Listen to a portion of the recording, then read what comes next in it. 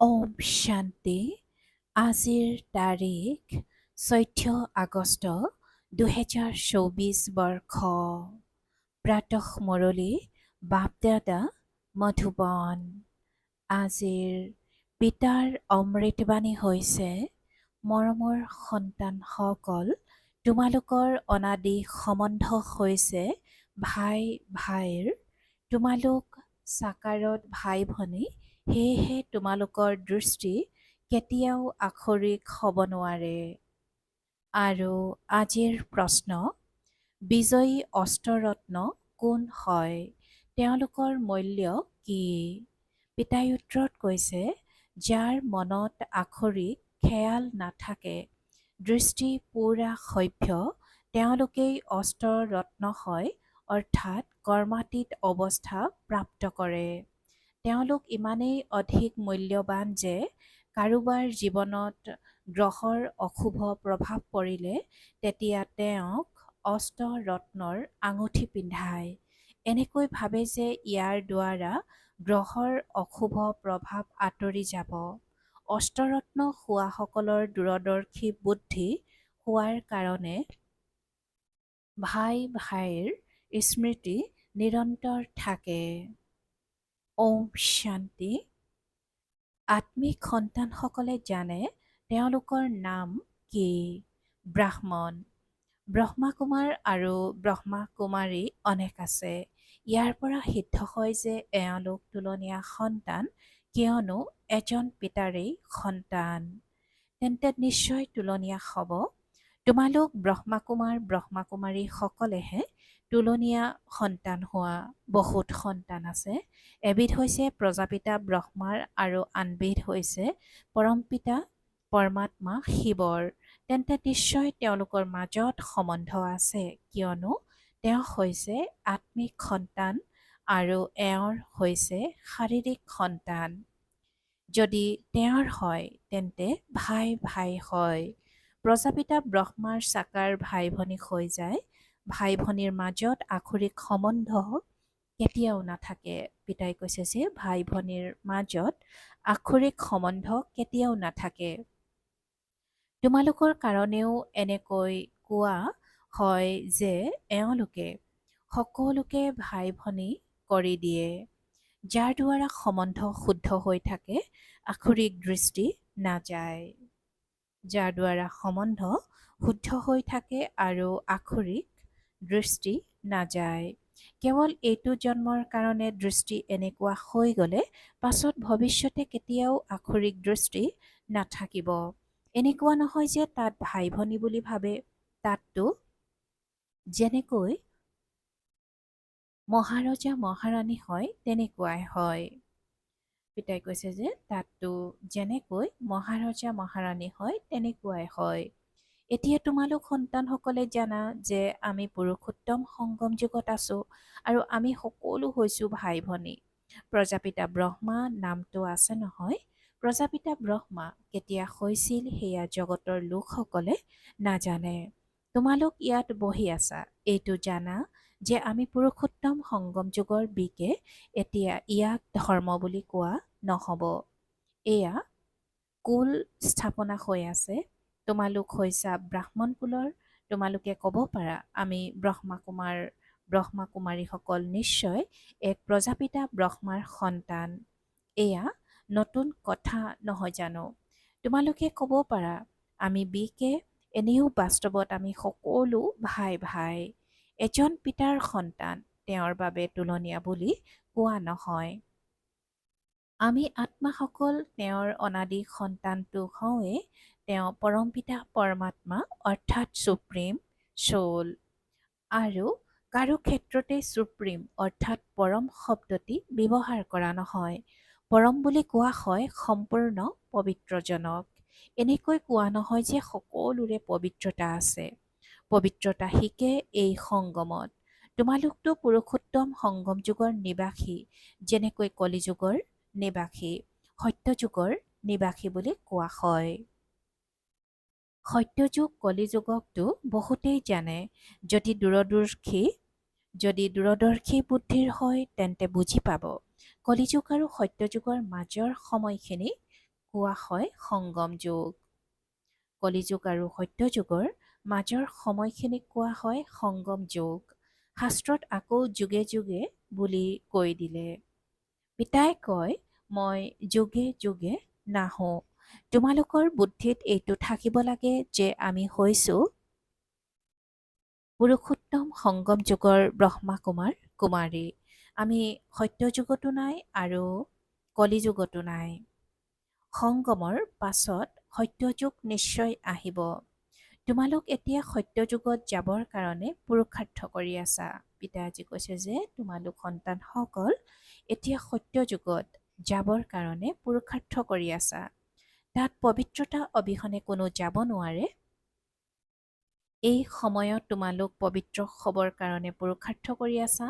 সকলোতো পবিত্ৰ নহয়, কোনোবা পতিতো থাকে, আগবাঢ়ি গৈ থাকোঁতে বাগৰি পৰে, আকৌ গোপনে আহি অমৃত পান কৰে।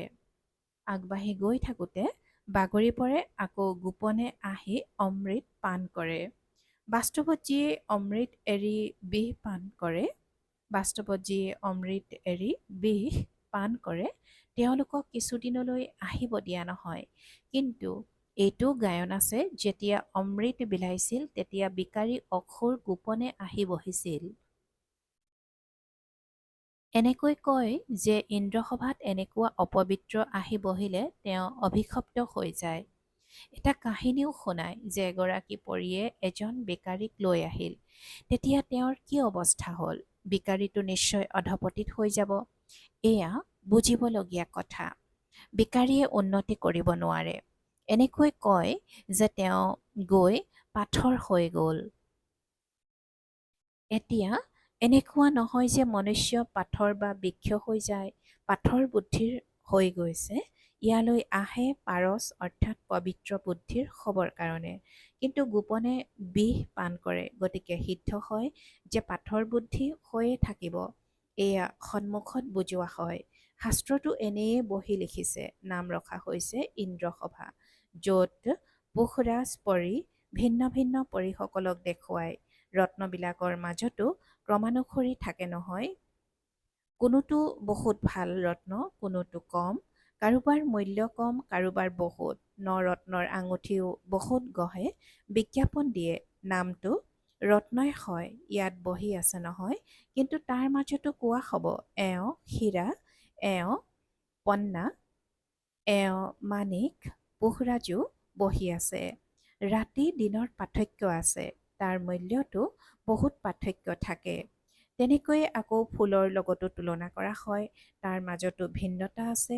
সন্তানসকলে জানে কোন কোন ফুল হয়। ব্ৰাহ্মণীসকল পাণ্ডা হৈ আহে, তেওঁলোক ভাল ফুল। কিছুমান বিদ্যাৰ্থীও আকৌ বুজোৱাত বহুত তীক্ষ্ণ হৈ যায়। বাবাই ব্ৰাহ্মণীক ফুল নিদি তেওঁক দিব। শিকাওঁতাজনতকৈও তেওঁৰ গুণ বহুত ভাল, কোনো ধৰণৰ বিকাৰ নাথাকে। কিছুমানৰ অৱগুণ থাকে, যেনে ক্ৰোধৰ ভূত, লোভৰ ভূত। গতিকে পিতাই জানে যে এওঁ মন পচন্দৰ পাণ্ডা। এওঁ দ্বিতীয় নম্বৰত। পিতাই কৈছে যে গতিকে পিতাই জানে যে এওঁ মন পচন্দৰ পাণ্ডা, এওঁ দ্বিতীয় নম্বৰত। কোনো কোনো পাণ্ডা ইমান মন পচন্দৰ নহয়, যিমান লৈ অহা জিজ্ঞাসুগৰাকী মন পচন্দৰ হয়। এনেকুৱাও হয় শিকাওঁতাজন মায়াৰ সাঁতোৰাত আবদ্ধ হৈ বিকাৰগ্ৰস্ত হৈ যায়। এনেকুৱাও আছে যিয়ে বহুতকে ডুবিব ধৰাৰ পৰা ৰক্ষা কৰে আৰু নিজে আবদ্ধ হৈ মৰে। মায়া বহুত বলৱান। সন্তানসকলেও বুজি পায়, আখৰিক দৃষ্টিয়ে বহুত প্ৰবঞ্চনা কৰে। যেতিয়ালৈকে আখৰিক দৃষ্টি থাকে তেতিয়ালৈকে ভাই ভনীৰ যি নিৰ্দেশনা প্ৰাপ্ত হৈছে সেয়াও চলিব নোৱাৰে। সত্য দৃষ্টি পৰিৱৰ্তন হৈ আখৰিক দৃষ্টি হৈ যায়। যেতিয়া আখৰিক দৃষ্টি পৰিৱৰ্তন হৈ দিশ সভ্য দৃষ্টি হৈ যায়, তেতিয়া তাক কোৱা হয় কৰ্মাতীত অৱস্থা। ইমানেই নিজক পৰীক্ষা কৰিব লাগে, একেলগে থাকিও যাতে বিকাৰৰ দৃষ্টি নাযায়। ইয়াত তোমালোক হৈছা ভাই ভনী, জ্ঞান তৰোৱাল মাজত আছে। আমিতো পবিত্ৰ হৈ থকাৰ দিশ প্ৰতিজ্ঞা কৰিব লাগে। কিন্তু লিখে যে বাবা আকৰ্ষণ জাগে, সেইটো অৱস্থা এতিয়াও দিশ হোৱা নাই। পুৰুষাৰ্থ কৰি থাকে, এয়াও যাতে নহয়। দৃষ্টি যেতিয়া একেবাৰে সভ্য হৈ যাব তেতিয়াহে বিজয় প্ৰাপ্ত হ'ব। অৱস্থা এনেকুৱা হ'ব লাগে যাতে কোনো ধৰণৰ বিকাৰী সংকল্পও উদয় নহয়। ইয়াকে কৰ্মাতীত অৱস্থা বুলি কোৱা হয়। এয়াই লক্ষ্য। কিমান অপূৰ্ব মালা হয়। ৮ ৰত্নৰ মালাও আছে। সন্তানটো অনেক আছে। সূৰ্যবংশী চন্দ্ৰবংশী কুল ইয়াত প্ৰতিষ্ঠা হয়। সেই সকলোকে মিলাই সম্পূৰ্ণ উত্তীৰ্ণ বৃত্তি লওঁতা ৮ ৰত্ন ওলায়। মাজতে আকৌ তেওঁলোকক ৰত্ন কৰি তোলোতা হীৰা শিৱক ৰাখে, যিয়ে এনেকুৱা ৰত্ন গঢ়ি তুলিলে। গ্ৰহৰ অশুভ প্ৰভাৱ পৰিলে তেতিয়া ৮ ৰত্নৰ আঙুঠি পিন্ধে। এই সময়ত ভাৰতত ৰাহুৰ দশা অৰ্থাৎ অশুভ প্ৰভাৱ চলি আছে। প্ৰথমে আছিল বৃক্ষপতিৰ অৰ্থাৎ বৃহস্পতিৰ দশা। তোমালোক সত্যযুগী দেৱতা আছিলা, বিশ্বত ৰাজ্য কৰিছিলা। আকৌ ৰাহুৰ দশা বহি গ'ল। এতিয়া তোমালোকে জানা যে আমাৰ ওপৰত বৃহস্পতিৰ দশা আছিল, নাম হৈছে বৃক্ষপতি। চমুকৈ বৃহস্পতি বুলি কোৱা হয়। আমাৰ ওপৰত যথাযথ বৃহস্পতিৰ দশা আছিল যেতিয়া আমি বিশ্বৰ মালিক আছিলোঁ। এতিয়া ৰাহুৰ দশা বহি আছে, যাৰ বাবে আমি কৰিতুল্য হৈ গ'লো। এয়াতো প্ৰত্যেকেই বুজিব পাৰে, সুধিবলগীয়া কথাই নাই। গুৰু আদিক সোধে, এইটো পৰীক্ষাত উত্তীৰ্ণ হ'মনে? ইয়াততো বাবাক সোধে, মই উত্তীৰ্ণ হ'মনে? কওঁ যে যদি এনেকৈ পুৰুষাৰ্থ কৰি আগবাঢ়ি গৈ থাকা তেন্তে কিয় উত্তীৰ্ণ নহ'বা? কিন্তু মায়া বৰ বলৱান, ধুমুহাত লৈ আহিব। এই সময়ততো ঠিকেই আছে, আগলৈ গৈ ধুমুহা বহুত আহিলে এতিয়া তোমালোক যুদ্ধক্ষেত্ৰত আছা, তেন্তে মই নিশ্চয়তা কেনেকৈ দিব পাৰোঁ? আগতে মালা গাঁঠিছিল, যাক ২ বা ৩ নম্বৰত থৈছিল, তেওঁলোক নাই, একেবাৰে কাঁইট হৈ গ'ল। গতিকে পিতাই কয়, ব্ৰাহ্মণৰ মালা হ'ব নোৱাৰে, যুদ্ধক্ষেত্ৰত আছা নহয়।